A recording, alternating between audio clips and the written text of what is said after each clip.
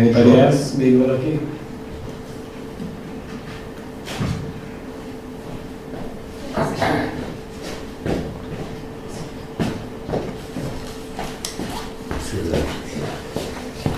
Köszönöm, szeretettem. I'd like to welcome you all. Arról szeretnék bizonyságot tenni, hogy hétfőn voltam Szegeden neurológus klinikán kontrollon. On Monday I went to a doctor for a checkup. Majd mondtam nektek mutassának, hogy mostanában van nyerési problémám. As I told you last Sunday, I have an issue with the body. Azt reméltem nagyon, hogy kapok gyógyszert. I was really hoping that I would get a medication for this. És nem kaptam gyógyszert. But I didn't get any medication. Elküldött az orvos egy vizsgálatról itt Szolnokon. The doctor sent me for another follow-up checkup here in Solnok. Ez nehéz volt elfogadni, hogy megkapott gyógyszert. It was really hard for me to accept that I don't get medications for my pain. De hogy először szó volt, Isten egy vörös lámpát. But as you said, God sometimes puts red light. De alatt tovább utat, hogy el kell menni vizsgálatra, lehetünk ezáltal jobb lehetőséget kapok Istentől. But he also said a green light that I need to go to a different path, that I would get a better opportunity from God. Nem tud fog hozni a vizsgálat Szolnokon, de bízom benne Istennek, hogy megsegít. Mi volt az elég? Nem tud fog hozni a vizsgálat. Okay, I don't know what the result will bring. Az eredmény lesz. But I really hope that God will work it all out. Kedden ment a házorvoshoz, azt mondták, hogy itt hívva fel telefonon a kórházat. I went to my local doctor and he called the hospital. Az egyik kórházat feljöttem, az egyik kórházatot szeptemberre kaptam időpontot. And I got an appointment for September. És mondták azt, hogy hívva fel a másik kórházat, szólnak a Mák kórházat. And they said, you might need to call a different hospital in Solnok. Volt egy hónap múlva kaptam időpontot. Because he got an appointment much shorter than what he had at the other hospital. És nem kell sokat várni. And I didn't have to wait that long for my checkup. Egy igazságos bátorított engem ezeket. And a Bible verse came to my mind through this season of my life. Hallgattam prédikátokat, mutassának beszéltek Budaörsön, Durkó István leképászó testvér. I listened to a preaching István Durkó from Budaörs. I listened to his sermon. A témája volt a válsághelyzetek kezelése. And the topic was how you manage crisis management. És ha bármit másokba kerültem, Isten ad vele megoldást. And if you get into a crisis situation, that God will give you a solution. Az ígéretet felolvasom, angolosan. Okay. Matthew 7:24-27. Aki tehát hallja tőle őket a beszédeket, és cselekszi azokat, hasonló a bölcs emberhez, aki kőszikára építette a házát. És emelte az ápor, jöttek az árvizek, tamboltak a szelek, és neki rontottak annak a háznak, de nem dőlt össze, mert kőszikára volt alapozva. Aki pedig hallja tőlem ezeket a beszédeket, de nem cselekszi, hasonló a bolond emberhez, aki homokra építette a házát, és emelte az ápor, és jöttek az árvizek, tamboltak a szelek, és megveszek abba a házba, és az összedőlt, és teljesen elpusztult. Okay.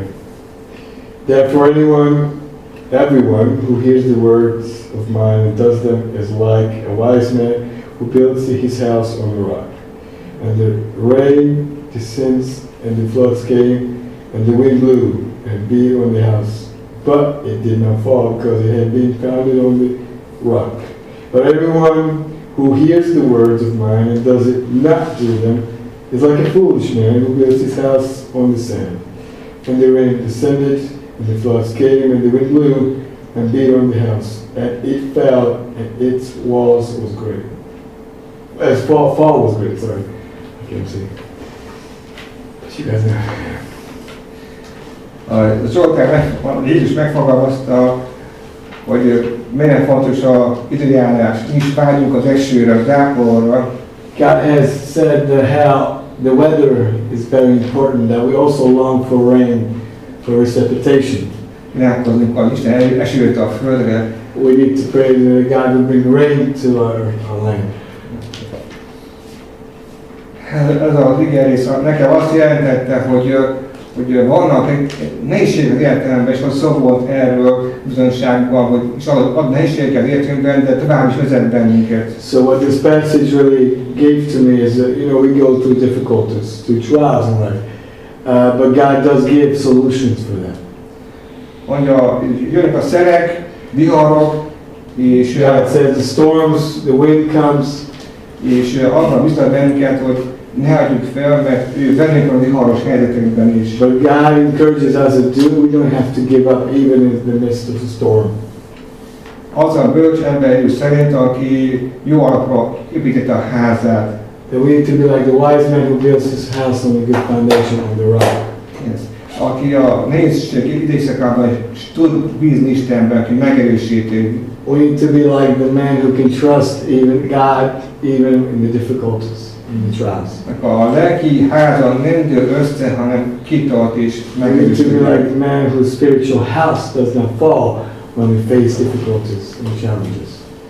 Hát bátorítsam titeket is. So I would like to encourage you guys, and I would like this passage would encourage you guys as well. Ha As it vannak did me, értetekben, világos értetek, Istenben jó bízni, megerősít titeket is mindenünket. if you are going through difficulties and trials in your life, that know that God is there and He hears your cry and He's going to come with strength to find you. A válság helyzetben kell az életünk, és ebben tudunk bízni és megerősíteni. The other thing we need to know that we need to be trusting God and cling on to Him, that we can have strength through Him. Ő ad gyógyulást, He's the one who gives healing. megerősödés és helyreállást. He gives us strength and restoration. Szoktuk mondani imatémát, a következő hétre most Miklós imatémát. We have prayer requests. We usually have nice prayer requests for Miklos, for peace in the world, for Russian-Ukrainian compromises. May God-fearing people be placed in the leadership of the EU, for the stable functioning of the world economy, for stable economy in the world, for strengthening the sovereign nation states, for Christian unity. Szóval magyarul is. Now we're going to do in Spanish, Hungarian. Békét legjobban az orosz-ukrán kiegyezését, a vezetésében mindenki emberek kerüljenek, imádkozzunk. Világgazdaság stabil működéséért, a szuverén nemzetállamok megerősödéséért, keresztény összefogásért. Köszönöm szépen! Thank you very much.